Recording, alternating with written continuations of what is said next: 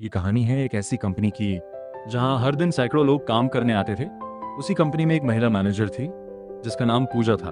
और उसी कंपनी के गेट पर एक सिक्योरिटी गार्ड खड़ा रहता था जिसे देखकर कोई नहीं जानता था कि वो उसका अपना पति है, जिसे उसने सालों पहले छोड़ दिया था। लेकिन उस दिन किस्मत ने सब बदल दिया।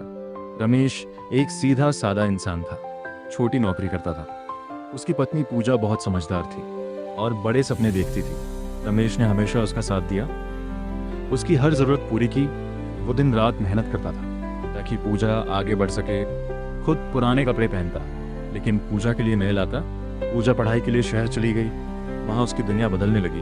अब वो बड़े लोगों के बीच रहने लगी, उसकी सोच बदलने लगी। उसे रमेश छोटा लगने लगा, वो उससे दूरी बनाने लगी। फोन पर बातें कम करने लगी, रिश्ता कमजोर पड़ने लगा। एक दिन उसने साफ कह दिया, तुम मेरे लायक नहीं हो।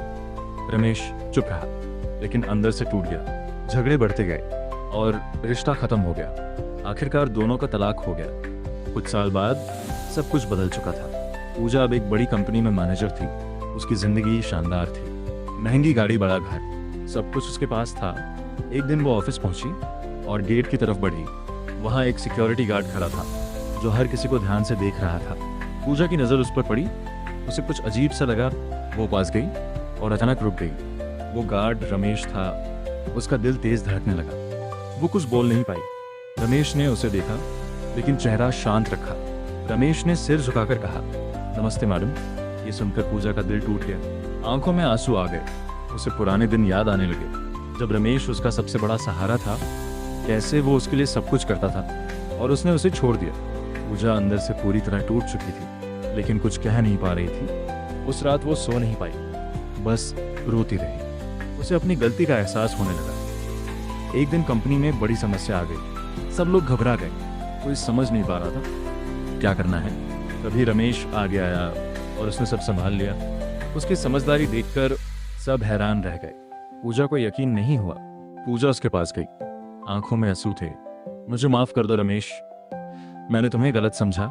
रमेश हल्का सा मुस्कुराया और धीरे से बोला, इंसान की कीमत पैसे से नहीं होती, उसके दिल और उसके कर्म से होती है। पूजा रो पड़ी, उसे अपनी गलती समझ आ गई। उसकी सोच पूरी तरह बदल चुकी थी। जैसे रमेश का हाथ पकड़ लिया, उसकी आंखों में सच्चा पछतावा था।